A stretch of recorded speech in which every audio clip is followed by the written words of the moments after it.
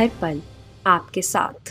नमस्कार, हरपल न्यूज देख रहे हैं आप। मैं हूं आपके साथ नुपुर सक्सेना। स्वागत है आप सभी का गुड मॉर्निंग भारत में। खबरों का रुख करेंगे, लेकिन इससे पहले नजर इस वक्त की हेडलाइंस पर। पीएम मोदी आज दोपहर को दिल्ली के करियप्पा ग्राउंड में राष्ट्रीय कैडेट कोर रैली को करेंगे संबोधित। एनसीसी गणतंत्र दिवस शिविर का समापन है ये रैली। एनसीसी कैडेट्स दिखाएंगे अपना हुनर। केंद्रीय गृह मंत्री अमित शाह का रुद्रप्रयाग दौरा। रुद्रनाथ मंदिर में करेंगे पूजा अर्चना, डोर टू डोर करेंगे प्रचार। कांग्रेस को मिल रहे झटकों के बीच सोनिया गांधी ने बुलाई अहम बैठक। पूर्व पीएम मनमोहन सिंह भी होंगे शामिल। गोरखपुर विधानसभा क्षेत्र में चुनाव के लिए सपा की तरफ से उम्मीदवारों की लिस्ट जारी। 6 विधानसभा क्षेत्रों में सपा ने उतारे प्रत्याशी। बढ़ते हैं खबरों की ओर। प्रधानमंत्री नरेंद्र मोदी आज दोपहर लगभग 12 बजे दिल्ली के करियप्पा ग्राउंड में एनसीसी यानी राष्ट्रीय कैडेट कोर रैली को संबोधित करेंगे। ये रैली दरअसल एनसीसी गणतंत्र दिवस शिविर का समापन है और हर साल 28 जनवरी को आयोजित की जाती है। इस कार्यक्रम में प्रधानमंत्री गार्ड ऑफ ऑनर का निरीक्षण करेंगे, एनसीसी टुकड़ियों के मार्च पास्ट की समीक्षा भी करेंगे और एनसीसी कैडेटों को सैन्य कार्रवाई, स्लिडरिंग, माइक्रोलाइट, विमानों में उड़ान, पैरासेलिंग के साथ साथ सांस्कृतिक कार्यक्रमों में अपने उत्कृष्ट कौशल का प्रदर्शन करते हुए देखेंगे। सर्वश्रेष्ठ कैडेटों को प्रधानमंत्री की ओर से मेडल और बैटन दिया जाएगा। इस कार्यक्रम की जानकारी गुरुवार को प्रधानमंत्री कार्यालय की तरफ से दी गई।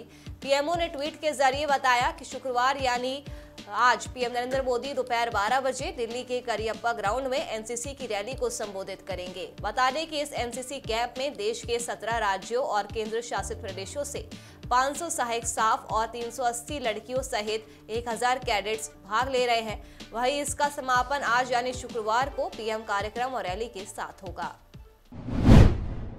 बीजेपी का प्रचार करने के लिए शुक्रवार को केंद्रीय गृह मंत्री अमित शाह रुद्रप्रयाग आ रहे हैं। वे रुद्रप्रयाग में डोर टू डोर प्रचार करेंगे। शाह आज सुबह 11 बजे रुद्रप्रयाग पहुंचेंगे, यानी वे रुद्रनाथ मंदिर में यहां पर पूजा अर्चना करेंगे। इसके बाद डोर टू डोर संपर्क भी करेंगे। गृह मंत्री 6 विधानसभा के कार्यकर्ताओं को वर्चुअली संबोधित भी करेंगे।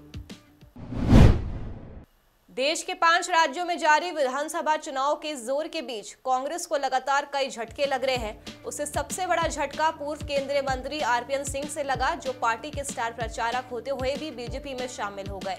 झटकों के बीच और बजट सत्र शुरू होने से पहले कांग्रेस ने आज संसदीय रणनीति समूह की अहम बैठक बुलाई है।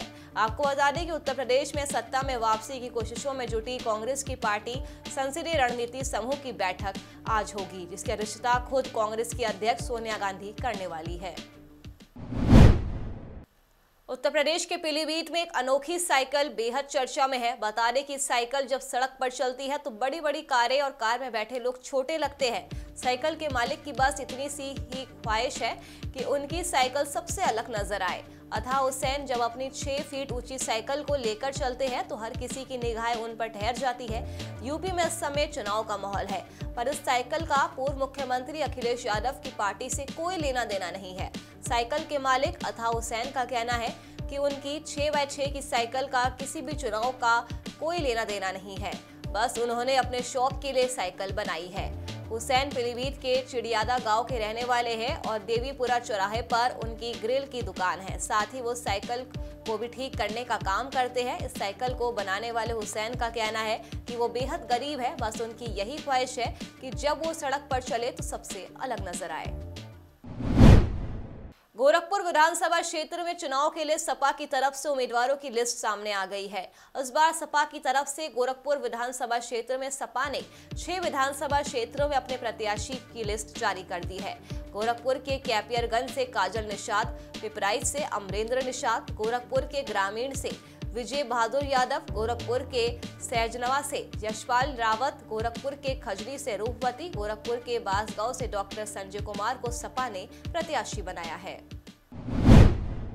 सुप्रीम कोर्ट ने महाराष्ट्र में बीजेपी विधायक और केंद्रीय मंत्री नारायण राणे के बेटे नीतीश राणे की हत्या के प्रयास मामले में 10 दिनों के लिए गिरफ्तारी से संरक्षण दे दिया है। एससी ने राणे को निचली अदालत के सामने आत्मसमर्पण करने और अगले 10 दिनों में नियमित जमानत के लिए आवेदन करने के लिए कहा है। दरअसल शिवसेना कार्यकर्ता पर जानलेवा हमला के मामले को लेकर केंद्रीय मंत्री नारायण राणे के बेटे और महाराष्ट्र में बीजेपी विधायक नितेश राणे सुप्रीम कोर्ट पहुंचे थे। केंद्रीय मंत्री नारायण राणे ने इस मामले को लेकर अग्रिम जमानत की याचिका दाखिल की थी। उन्होंने बॉम्बे हाईकोर्ट से अग्रिम जमानत याचिका रद्द करने को लेकर सुप्रीम कोर्ट में चुनौती दी थी। राणे की ओर से मुकुल रोहतगी ने कहा था कि उन्हें राजनीतिक बदले की भावना से फंसाया गया है। इससे पहले 17 जनवरी को केंद्रीय मंत्री नारायण राणे के बेटे और महाराष्ट्र में बीजेपी विधायक नितेश राणे को बॉम्बे हाईकोर्ट से बड़ा झटका लगा था। हाईकोर्ट ने उनकी अग्रिम जमानत याचिका को खारिज कर दिया था। हालांकि हाईकोर्ट ने नितेश राणे की गिरफ्तारी पर 27 जनवरी तक रोक लगा दी थी ताकि वो सुप्रीम कोर्ट में अपील कर सके। दिल्ली के स्कूल फिलहाल नहीं खुलेंगे। डीडीएमई की अगली बैठक में इस पर चर्चा की जाएगी। आपको बता दें कि हाल ही में 16,000 से ज्यादा अभिभावकों ने हस्ताक्षर अभियान के तहत एक पत्र शिक्षा मंत्री मनीष सिसोदिया को भेजा था कि स्कूल खोले जाए और शिक्षा मंत्री ने भी इस पर सहमति जताई थी। दिल्ली में घटते कोरोना को लेकर दिल्ली सरकार स्कूलों को फिर से खोलने पर विचार कर रही थी। दिल्ली के शिक्षा मंत्री ने कहा था कि डीडीएमई की बैठक में स्कूलों को खोलने का प्रस्ताव रखेंगे। वहीं दिल्ली शिक्षा मंत्री मनीष सिसोदिया ने कहा था कि डीडीएमई की होने वाली बैठक में स्कूल खोलने की सिफारिश करेंगे। स्टूडेंट्स की पढ़ाई को लेकर उन्होंने कहा था कि ऑनलाइन क्लासेस कभी भी ऑफलाइन की तरह नहीं हो सकती है। पिछले 2 सालों से बच्चे घर के कमरे तक ही सीमित रह गए हैं। उनका स्कूल, प्लेग्राउंड, लैपटॉप, मोबाइल तक सीमित रह गया है। कोरोना के दौरान बच्चों की सुरक्षा प्राथमिकता थी, लेकिन कई रिपोर्ट्स और रिसर्च में ये बात सामने आई है कि कोरोना छोटे बच्चों के लिए घातक नहीं है, इसलिए हम स्कूल खोलने के पक्ष में हैं। वहीं महाराष्ट्र में भी स्कूलों को फिर से खोल दिया गया है। हालांकि स्कूलों को खोलने के साथ साथ कई नियम भी बनाए गए हैं। बीजेपी ने अपना मास्टर प्लान जारी कर दिया है। कहते हैं कि नारी शक्ति से बड़ी कोई शक्ति नहीं होती है और शायद गोरखपुर में बीजेपी ने इस शक्ति को पहचान कर महिला मोर्चा के जरिए मिशन 2022 को फतेह करने की कवायद शुरू कर दी है। जहां एक तरफ अमित शाह, राजनाथ सिंह, सीएम योगी आदित्यनाथ के साथ तमाम दिग्गज फर्स्ट और सेकेंड फेज की जीत को लेकर ग्राउंड जीरो पर काम कर रहे हैं, तो वहीं दूसरी तरफ 5वें और 6ठे फेज और अन्य फेज को सफल बनाने के लिए महिला मोर्चा के प्रदेश प्रभारी विजय बहादुर पाठक महिला मोर्चा के जरिए एक मास्टर प्लान बना रहे हैं। आपको बता दें कि मास्टर प्लान के जरिए न केवल पूर्वांचल बल्कि उत्तर प्रदेश में एक अहम भूमिका भी मास्टर प्लान निभाएगा। इसके तहत गोरखपुर और अन्य प्रांतों के साथ साथ गोरखपुर की सभी विधानसभा क्षेत्रों में ये महिला मोर्चा के पदाधिकारी जाकर वहां पर बातचीत करेंगे और साथ ही वहां की महिलाओं को जागरूक भी करेंगे, सरकार की योजनाओं के बारे में बताएंगे। इन महिला मोर्चा के जरिए मिशन 2022 को फतह करने की ये मास्टर प्लान इसलिए तैयार किया जा रहा है और इसी के मद्देनजर ये अहम बैठक गोरखपुर के बीजेपी पार्टी कार्यालय में की गई है। जब चुनाव है तो निश्चित तौर पर समाज के सभी वर्गों का सहयोग और समर्थन मिलना चाहिए और जब हम समाज के सभी वर्गों के सहयोग और समर्थन की बात करते हैं तो सभी वर्गों में काम होना चाहिए। तो देश की आधी आबादी में काम होना चाहिए। निश्चित तौर पर भारतीय जनता पार्टी एक राष्ट्रीय दल है और राष्ट्रीय दल के नाते हम सब मिल करके काम में लगे हैं। कुछ प्रवासी बहनें भी आ रही हैं, गोरखपुर क्षेत्र की बहनें भी हैं और सब मिल करके महिलाओं से सघन संपर्क करते हुए भारतीय जनता पार्टी की प्रचंड बहुमत से सरकार बने इसके लिए काम करेंगे। जी, ये 2022 का मिशन है, इसको भरपूर सफल बनाना है और सफल पूरी तरह से महिला मोर्चा कार्यक्रम है और महिला मोर्चा बना रही हैं। हमारी जो मातृ शक्ति हैं एकदम दिलो जान से लगी हुई हैं और राष्ट्रीय स्तर से लेके प्रदेश स्तर तक, जिला स्तर तक और यहाँ तक कि हम लोग बूथ स्तर से काम कर रहे हैं और हमारी महिलाओं में इतना उत्साह है। एक महिलाएं लग गई हैं, रात रात भर सो नहीं रही हैं। ये हमारे अभी रेखा जी आई हैं, हमारी सारे राष्ट्र से, प्रदेश से और सारी प्रमुख पदाधिकारी आई हैं, उन लोगों की सेवा में हम लोग लगे हुए हैं और बहुत बड़ा आज महिला मोर्चा का कार्यक्रम है और 2022 का मिशन हम लोगों को जिताना है और मजबूती से अपने महाराज जी को यहाँ से मजबूती से सरकार बनानी है। देखिए, महिला मोर्चा भारतीय जनता पार्टी का बहुत ही सक्षम है और यहाँ पर जो हमारी महिला नेता है आज वो यहाँ एकत्रित हो रही हैं और पूरे उत्तर प्रदेश में और विशेष रूप से आज हम यहाँ गोरखपुर क्षेत्र की बात कर रहे हैं तो हमारी बहनें इकट्ठी होकर के मिशन 2022 को पूरा करने के लिए पूरी किवायत में हैं, अपनी पूरी मेहनत कर रही हैं, नीचे प्रत्येक घर तक जा रही हैं, हर दरवाजे को खड़खड़ा रही हैं और हर एक परिवार में हर एक बहन से वो यही निवेदन कर रही हैं कि जिस प्रकार से हमारे प्रांत के मुख्यमंत्री योगी जी ने बहनों का साथ दिया, उनके सम्मान की रक्षा की, उसी प्रकार इस बार बारी बहनों की है और निश्चित रूप से योगी जी का साथ देंगी और भारतीय जनता पार्टी को वोट करेंगे। मैं अभी राष्ट्रीय उपाध्यक्ष हूँ महिला मोर्चा में और उत्तर प्रदेश की महिला मोर्चा प्रभारी हूँ। उस नाते से आज हमने यहाँ बहनों का मार्गदर्शन करने के लिए एकत्रित किया है कि नीचे उनकी क्या वर्किंग चल रही है और हमारी आगे की क्या योजनाएं हैं। प्रधानमंत्री किसान सम्मान निधि योजना केंद्र सरकार की एक महत्वाकांक्षी योजना है जिसके जरिए देश के करोड़ों किसानों को आर्थिक लाभ पहुंचाया जाता है। इस योजना के तहत किसानों को हर साल 6,000 रुपए की मदद भी दी जाती है। हर 4 महीने के अंतराल पर साल में 3 बार केंद्र सरकार की तरफ से सीधे किसानों के खाते में किस्त भेजी जाती है। आपको बता दें कि इससे पहले पीएम मोदी ने इस योजना की 10वीं किस्त 1 जनवरी 2022 को ट्रांसफर की थी। ताजा रिपोर्ट्स की माने तो 11वीं किस्त अप्रैल महीने में जारी की जा सकती है। प्रधानमंत्री किसान सम्मान निधि योजना दिसंबर 2018 में शुरू की गई थी। तब से हर चौथे महीने किसानों को 2,000 रुपए की सहायता दी जाती है। बिहार के सीतामढ़ी से बेहद ही अजीबोगरीब मामला सामने आया है, जहां पर कुछ असामाजिक तत्वों ने महात्मा गांधी की मूर्ति पर मास्क लगा दिया। हैरानी की बात यहां पर यह है कि गांधी चौक पर हमेशा पुलिस तैनात रहती है। इसके बाद भी घटना घटित हुई। पुलिस अब इस मामले की छानबीन कर रही है और आरोपियों को जल्द ही गिरफ्तार करने का दावा भी कर रही है। शम्स शाहनवाज ने बताया कि कुछ शरारती तत्वों ने 26 जनवरी की दोपहर को शहर के बीचों बीच बनी गांधी प्रतिमा को मास्क पहनाकर महात्मा गांधी का अपमान किया है, जिसके बाद डीएम सीतामढ़ी सुनील कुमार यादव और नगर परिषद के आयुक्त मुमुक्षु कुमार चौधरी को गांधी प्रतिमा की फोटो, जानकारी और उचित कार्रवाई के लिए भेजी गई है। शम्स ने कहा कि गांधी प्रतिमा की सुरक्षा की जिम्मेदारी जिला प्रशासन की है। इसके लिए सख्त इंतजाम किए जाने की आवश्यकता है ताकि भविष्य में ऐसी घटना दोबारा ना हो सके। महाराष्ट्र के ठाणे की एक कोर्ट ने बांग्लादेश की एक 25 साल की महिला को देश में अवैध रूप से रहने के आरोप में करीब 2.5 साल की जेल की सजा सुनाई है।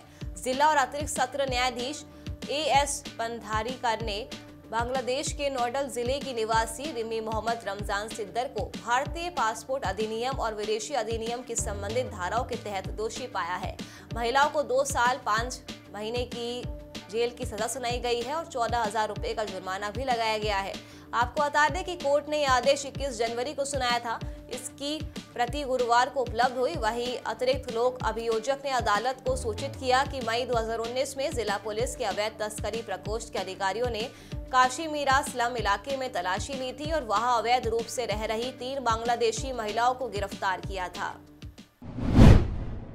बिहार में आरआरबी एनटीपीसी एग्जाम में धांधली के आरोप के बाद लगातार प्रदर्शन जारी है, जहां पर रेलवे भर्ती बोर्ड आरआरबी के एनटीपीसी चरण 1 परीक्षा परिणाम में कथित अनियमितताओं के विरोध में अखिल भारतीय छात्र संघ और अन्य युवा संगठनों ने शुक्रवार को बिहार बंद का आह्वान किया है। वहीं छात्रों के निकायों ने छात्रों की चिंताओं को देखने के लिए एक समिति बनाने के लिए रेल मंत्रालय के कदम को एक धोखा करार दिया। हालांकि बिहार और झारखंड में बुधवार को बड़े पैमाने पर विरोध प्रदर्शन के बाद रेल मंत्रालय ने एनटीपीसी और लेवल 1 की परीक्षाओं को स्थगित करने की घोषणा की है। वहीं रेल मंत्री अश्विनी वैष्णव ने कहा है कि पैनल 4 मार्च से पहले अपनी रिपोर्ट सौंपेगा। ऐसे में अगले महीने होने वाली एनटीपीसी परीक्षाओं को स्थगित करते हुए केंद्र सरकार ने नौकरी के इच्छुक उम्मीदवारों को अपनी चिंताओं को प्रस्तुत करने के लिए 3 हफ्ते का समय मांगा है। 5G तकनीक मामले में एक्ट्रेस जूही चावला के लिए राहत भरी खबर सामने आई है। दिल्ली हाईकोर्ट की डिवीजन बेंच का फैसला सामने आया है। आपको बता दें कि एक्ट्रेस जूही चावला पर जो 20 लाख रुपए का जुर्माना लगा था, वे घटाकर अब 2 लाख रुपए कर दिया गया है। दिल्ली हाईकोर्ट में जूही चावला 2 अन्य की तरफ से दायर एक अपील पर सुनवाई चल रही थी। इसमें सिंगल बेंच के एक आदेश को चुनौती दी गई थी, जिसके बाद 5G तकनीक के रोल आउट के खिलाफ उनकी याचिका को खारिज करते हुए उन पर 20 लाख रुपए का जुर्माना लगाया गया था। इस अपील पर सुनवाई करते हुए जस्टिस विपिन सांघी और जस्टिस जसमीत सिंह की पीठ ने कहा था कि जूही चावला की स्थिति का इस्तेमाल समाज की भलाई के लिए किया जा सकता है। स्वर कोकिला लता मंगेशकर के लिए देश भर में फैंस उनके जल्द स्वस्थ होने की कामना कर रहे हैं। लेजेंड सिंगर लता मंगेशकर पिछले दिनों कोरोना संक्रमित हो गई थी। इसके बाद उन्हें मुंबई के ब्रीच कैंडी अस्पताल में भर्ती कराया गया था। तब से लेकर अब तक लता मंगेशकर डॉक्टरों की निगरानी में ही है। आपको बता दें कि गुरुवार को लता मंगेशकर के ऑफिशियल ट्विटर से एक पोस्ट सामने आई, जिसमें लता दीदी की तबीयत के बारे में फैंस को जानकारी दी गई। पोस्ट में कहा गया है कि इस समय लता मंगेशकर की हालत में सुधार देखने को मिला है। पाकिस्तान की विपक्ष पार्टी पाकिस्तान पीपुल्स पार्टी के नेता चौधरी कमर जमा कैरा ने इमरान खान के नेतृत्व वाली पाकिस्तान तहरीक-ए-इंसाफ पार्टी पर निशाना साधा है। उन्होंने कहा कि इमरान सरकार ने देश को भ्रष्टाचार का केंद्र बना दिया है। आपको बता दें कि बुधवार को मीडिया को संबोधित करते हुए पाकिस्तान पीपुल्स पार्टी के नेता ने कहा कि जब उनकी पार्टी के सदस्य भ्रष्टाचार के खिलाफ आवाज उठाते थे तो पाकिस्तान तहरीक-ए-इंसाफ के नेता झगड़ा करने लगते थे। चौधरी कमर जमा कैरा ने कहा कि अब वैश्विक निकायों ने इस बात की पुष्टि कर दी है कि देश में भ्रष्टाचार बढ़ा है। प्रधानमंत्री इमरान खान भ्रष्टाचार से लड़ने के लिए नारे का इस्तेमाल करते रहे हैं, लेकिन हकीकत में उन्होंने देश में व्याप्त भ्रष्टाचार को खत्म करने के लिए कुछ भी नहीं किया है। बिहार में जारी ठंड के बीच 28 जनवरी से एक बार फिर से कोल्ड डे की स्थिति बन सकती है। दरअसल इसकी वजह बर्फीली हवा चलना और उससे तापमान नीचे जाना बताया जा रहा है, जिससे एक बार फिर से प्रदेश के कई इलाकों में ठंड का कहर जारी रह सकता है। बिहार में अगले 72 घंटे तक बारिश के आसार नहीं है, लेकिन ज्यादातर इलाकों में आसमान साफ होने की वजह से तापमान में कमी आएगी। मौसम विभाग के मुताबिक फिलहाल बिहार के दक्षिणी और दक्षिणी पूर्वी इलाकों में ठंड का ज्यादा असर दिख रहा है, जहां रात का तापमान सामान्य से 5 से 7 डिग्री कम चल रहा है, तो इसके साथ ही न्यूनतम तापमान भी 2 से 3 डिग्री नीचे आ रहा है। पिछले दिनों बिहार के शहरों की अगर बात करें तो पटना में न्यूनतम तापमान सामान्य से 6 डिग्री कम था, गया में सामान्य से 7 डिग्री नीचे और पूर्णिया में सामान्य से 5 डिग्री नीचे दर्ज किया गया है। चलिए फिलहाल के लिए इस बुलेटिन में मेरे साथ बस इतना ही। देश और दुनिया की तमाम खबरों के लिए आप देखते रहिए हर पल न्यूज़। नमस्कार।